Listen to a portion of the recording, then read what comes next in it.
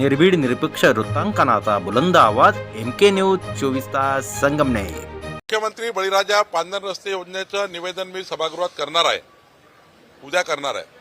पण त्या ठिकाणी हे महत्त्वाचं आहे की मुख्यमंत्री बळीराजा पांधन योजनेमध्ये वेगळं बजेट हेड ज्याप्रमाणे बाकी योजनाचं आहे वेगळं बजेट हेड आम्ही महाराष्ट्र सरकारचं काढणार आहोत।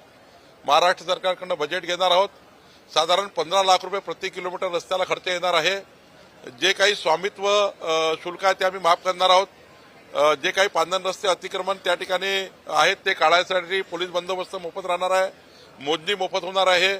आमदाराच्या अध्यक्षतेखाली समिती तयार होऊन त्या ठिकाणी या पांधन रस्त्याचं संपूर्ण नियोजन आम्ही करणार आहोत आणि पुढच्या 4 वर्षामध्ये शेतकऱ्याच्या पांधन रस्त्याचं संपूर्ण प्लॅनिंग करून शेतकऱ्याच्या पांधन रस्त्याला क्रमांक टाकून जसं VR ODRला नंबर असतात, नॅशनल हायवेला क्रमांक असतात, तसे पांधन रस्त्याला आम्ही आता क्रमांक टाकणार आहोत आणि त्या क्रमांकाला लागणारा पैसा महाराष्ट्र सरकार देईल। वेगवेगळ्या 13 स्रोत पैशाचे आहे, म्हणजे या पांधन रस्ते बांधकामाकरता 13 स्रोताचा निधी येणार आहे। आम्ही सर्व स्रोत या ठिकाणी दिलेले आहे। DPC दिला आहे, मायनिंग दिला आहे, राज्याचं बजेट हेड दिला आहे, यावर आमदार फंडातही पांधन रस्ते बांधता येईल असा आम्ही निर्णय करतो आहे। त्यामुळे 13-14 बजेट हेड याकरता ओपन केलेलं आहे।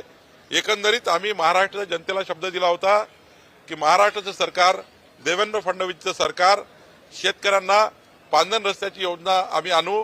एकीकडे MRGH ची योजना आहेत, रोजगार हमीमध्ये आहेत, पण सोबतच आता मुख्यमंत्री बळीराजा पांधन रस्ते योजना या राज्यामध्ये लागू होणार आहे।